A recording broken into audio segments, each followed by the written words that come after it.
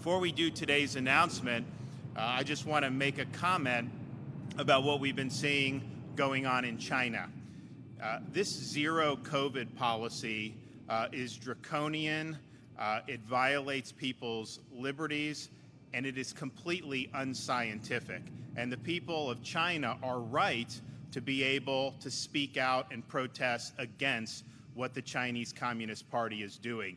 This CCP has a maniacal desire to exert total control over its population. Zero COVID is really just the pretext for them to do what they want to do anyways. And that is not a model that can work over the long term. The people in China are finally speaking out against it. And I just think we need these draconian COVID policies to go to the ash heap of history where they belong.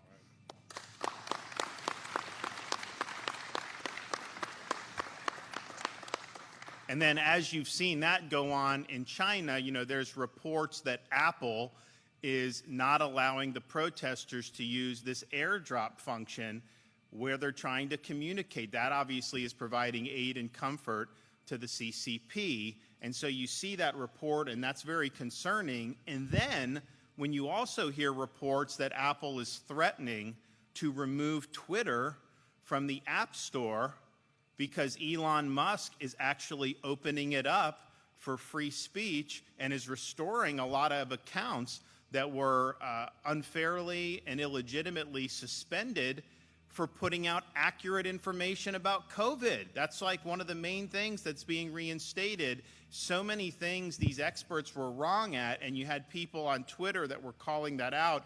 And Twitter, the old regime in Twitter, their response was to try to just suffocate the dissent.